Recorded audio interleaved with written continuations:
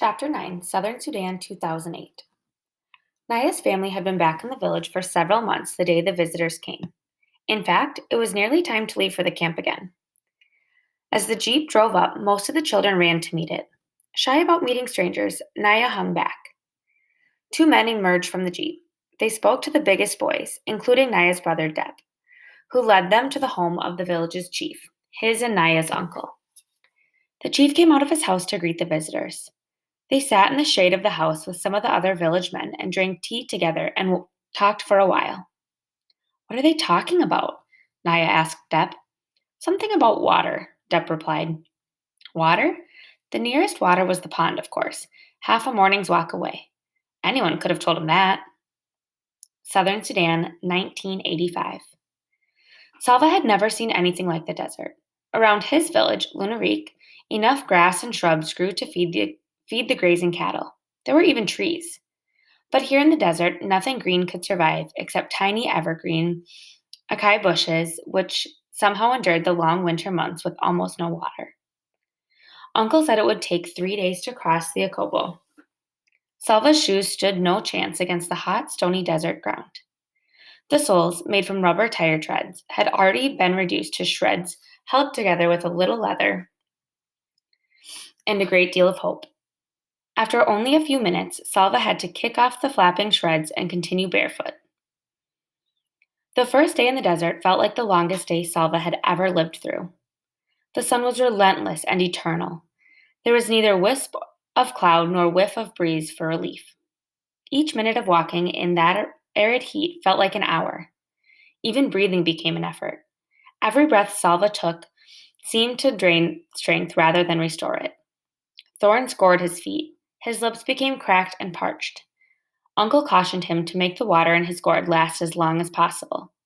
It was the hardest thing Salva had ever done, taking only tiny sips when his body cried out for huge gulps of thirst-quenching, life-giving water. The worst moment of the day happened near the end. Salva stubbed his bare toe on a rock, and his whole toenail came off. The pain was terrible. Salva tried to bite his lip, but the awfulness of that never-ending day was too much for him. He lowered his head, and the tears began to flow. Soon he was crying so hard he could hardly get his breath. He could not think. He could barely see.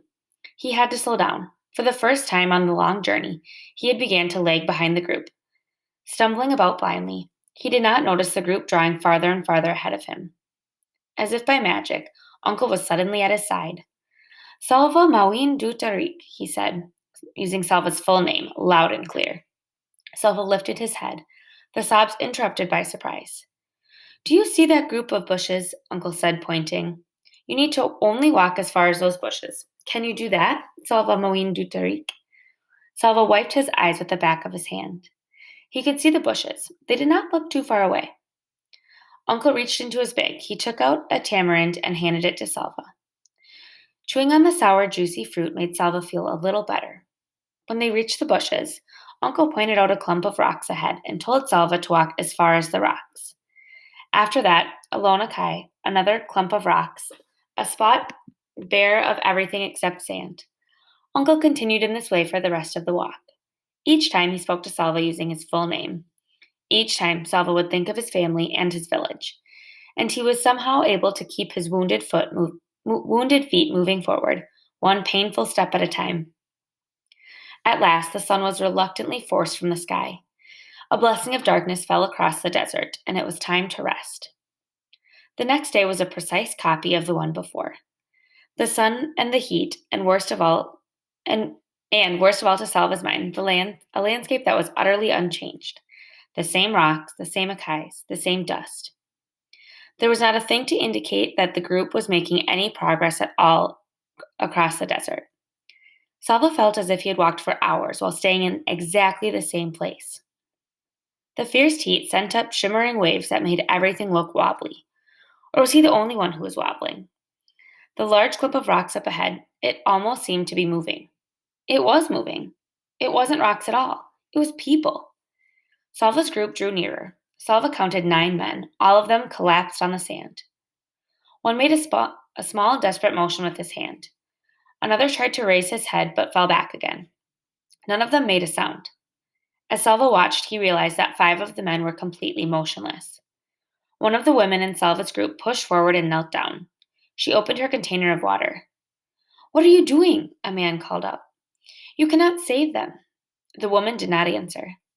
When she looked up, Salva could see tears in her eyes. She shook her head, then poured a little water onto a cloth and began to wet the lips of one of the men on the sand.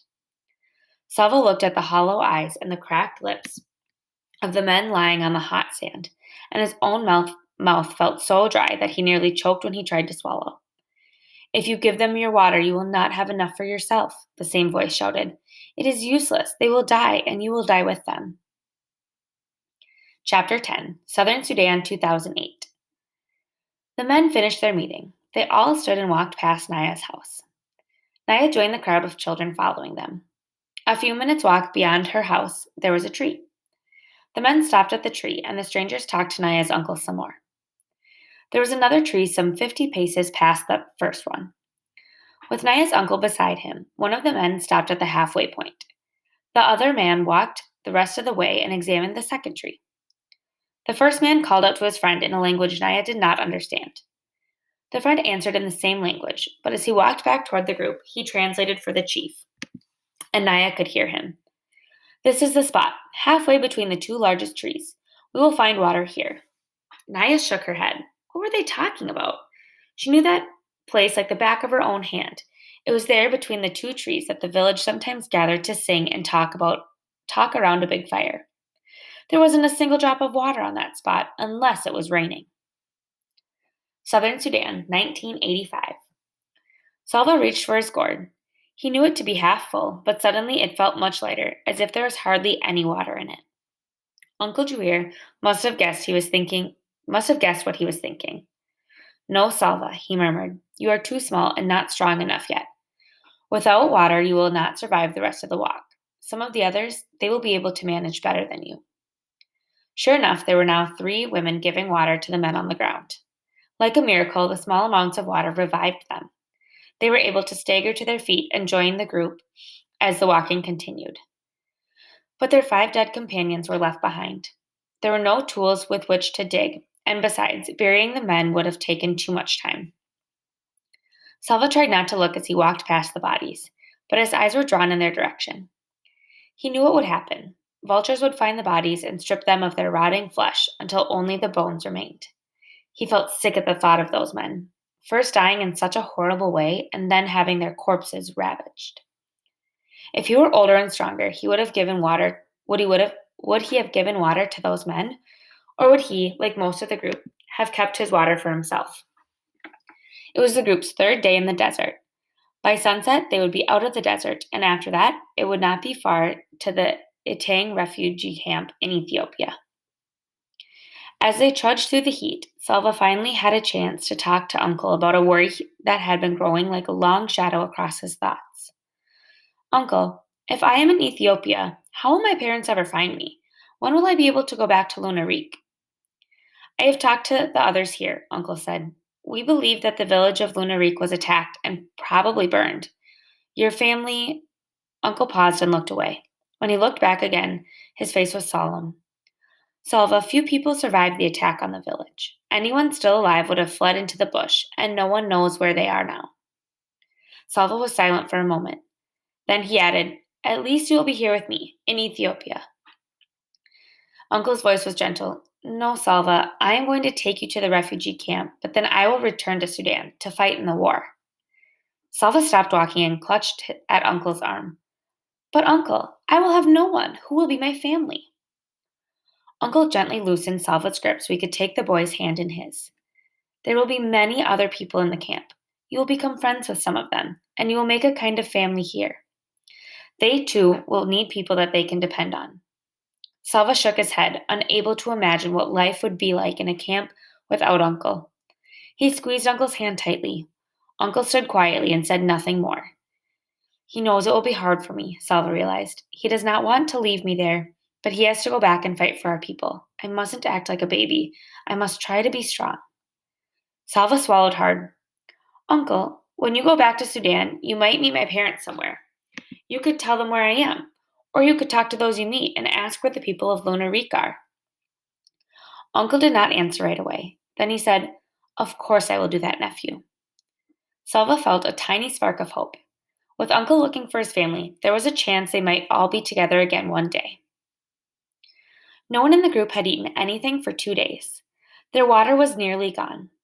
Only the vision of leaving the desert kept them moving through the heat and the dust.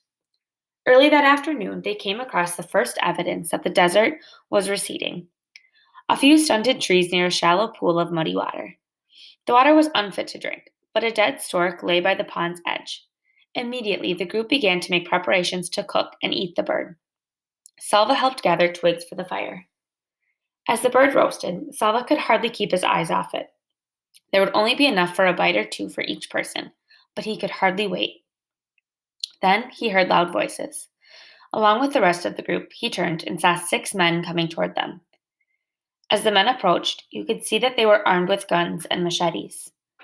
The men began shouting, "Sit down! Hands on your heads, all of you, now!"